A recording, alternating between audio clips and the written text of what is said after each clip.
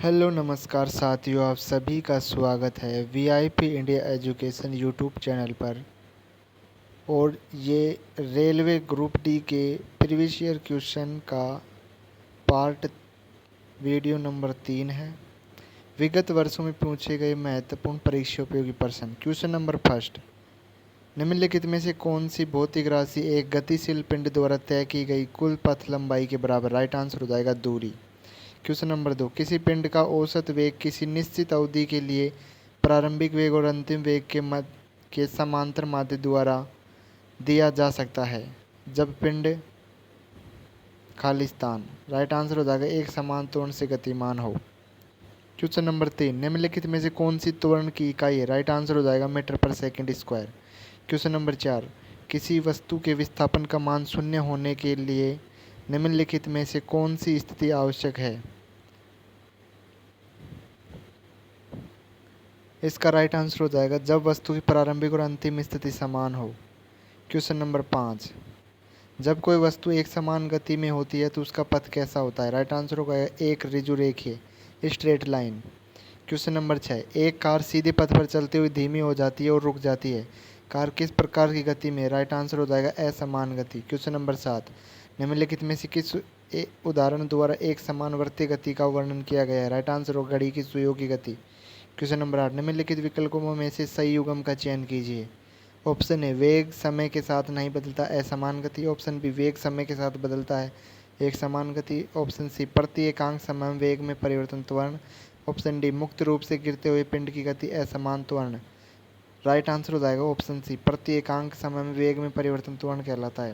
Question number 9, यदि एक सीधी सड़क पर चलने वाली कार समय के समान अंतराल में अपनी चाल को असमान मात्रा में बढ़ाती है तो कहा जाता है कि कार खालिस्तान से गतिमान है। राइट आंसर हो जाएगा असमान त्वरण से। क्वेश्चन नंबर 10, दिए गए समांतराल में आरंभिक वेग u और अंतिम वेग v वाले कण का औसत वेग कितना होगा? राइट आंसर हो जाएगा u प्लस वी बटे 2।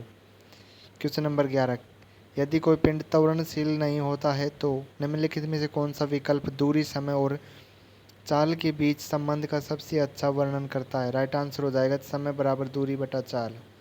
क्वेश्चन नंबर 12, उन सही समीकरणों का चयन कीजिए जो समय के सापेक्ष में मुक्त रूप से गिर रही किसी वस्तु के अंतिम और प्रारंभिक वेग से संबंधित है। इसका राइट आंसर हो जाएगा ऑप्शन नंबर डी, केवल सी, यानी v बराबर में u प्लस में टी।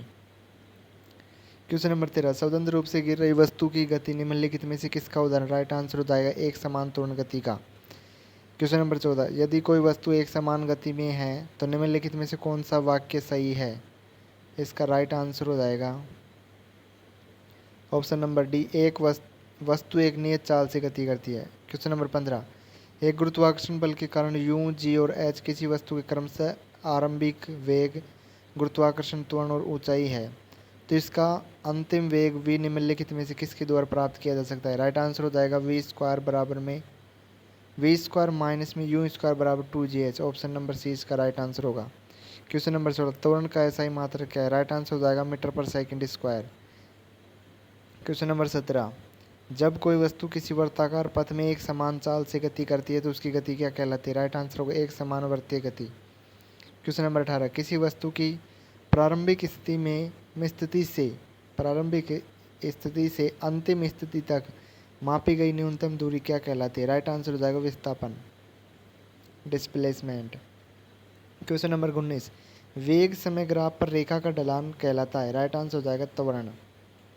क्वेश्चन नंबर 20, नकारात्मक त्वरण निम्न में से किसकी दिशा के विपरीत होता है? राइट आंसर हो जाएगा वेग के। क्वेश्चन नंबर 21, समय के साथ विस्थापन में परिवर्तन की दर क्या कहलाती है? विस्थापन में परिवर्तन की दर वेग कहलाती है। Option number B right answer होगा। क्वेश्चन नंबर 22, समय के साथ किसी वस्तु का वेग दिखाने वाले ग्राफ को क्या कहा जाता है? इसका राइट आंसर हो जाएगा वेग समय ग्राफ। क्वेश्चन नंबर 23, तात्कालिक वेग और औसत वेग तब बराबर होते हैं जब वस्तु में शून्य त्वरण होता है। क्वेश्चन नंबर 24, गति का पहला समीकरण किसके बीच संबंध दर्शाता है? गति का पहला समीकरण वेग और समय के बीच संबंध दर्शाता है। क्वेश्चन नंबर 25, विरामावस्था से प्रारंभ करके एक कार 0.5 मीटर पर सेकंड स्क्वायर के एक समान त्वरण से चल रही है 20 सेकंड के बाद कार का वेग कितना होगा। इसको सोल्व करते हैं। इसका right answer option A 10 metre पर सेकंड होगा। और सॉल्यूशन देखिए, यू बराबर में 0 है क्योंकि विरामावस्था से प्रारंभ कर रहे हैं। और ए बराबर 0.5 मीटर पर सेकंड स्क्वायर और टाइम हो जाएगा 20 सेकंड का। वी निकालना है तो गति का प्रथम समीकरण है वी बराबर में यू प्लस में 80। तो वी निकालना है, यू का मान 0 है प्लस ए का मान 0.5 गुणा टी का मान 20, तो वी आ जाएगा 10 मीटर पर सेकंड। क्वेश्चन नंबर 26, विराम अवस्था से प्रारंभ करके राजू अपनी साइकिल से 1 मिनट में 24 मीटर पर सेकंड का वेग प्राप्त कर लेता है। साइकिल का त्वरण कितना है। इसका राइट आंसर हो जाएगा 0.4 मीटर पर सेकंड स्क्वायर। और इसका सॉल्यूशन देखते हैं।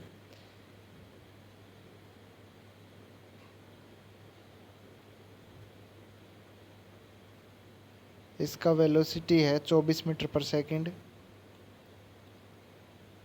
और टाइम 1 मिनट यानी 60 सेकंड हो जाएगा। यू विरामावस्था से स्टार्ट कर रहा है तो यू बराबर 0 हो जाएगा। गति के प्रथम समीकरण से v बराबर में u प्लस में 80, वेलोसिटी v है 24, u का मान 0 प्लस में a निकालना है, t का मान आ जाएगा 60 सेकंड, 1 मिनट है तो a बराबर हो जाएगा 24/60 यानी 0.4 मीटर पर सेकंड स्क्वायर। क्वेश्चन नंबर 27, विराम अवस्था से आरंभ होने वाली एक मोटरसाइकिल 10 सेकंड्स में 30 मीटर पर सेकंड का वेग प्राप्त कर लेती है। यह मानते हुए कि यदि त्वरण एक समान है तो इस वेग को प्राप्त करने के लिए मोटरसाइकिल द्वारा तय की गई दूरी ज्ञात कीजिए। इसका राइट आंसर हो जाएगा 150 मीटर। और सॉल्यूशन देखते दिया गया है, टाइम अपने को 10 सेकंड और v दिए रखा है 30 मीटर पर सेकंड। तो गति के प्रथम समीकरण से चूँकि विराम अवस्था से स्टार्ट हो रही है तो u हो जाएगा 0। v बराबर u प्लस में टी गति का प्रथम समीकरण है। इसमें v का मान 30 और u का मान 0, a निकालना है, t का मान 10 सेकंड रखेंगे तो a बराबर हो जाएगा 3 मीटर पर सेकंड स्क्वायर। और दूरी निकालनी है तो गति के दूसरे समीकरण से s बराबर में ut प्लस में हाफ at स्क्वायर।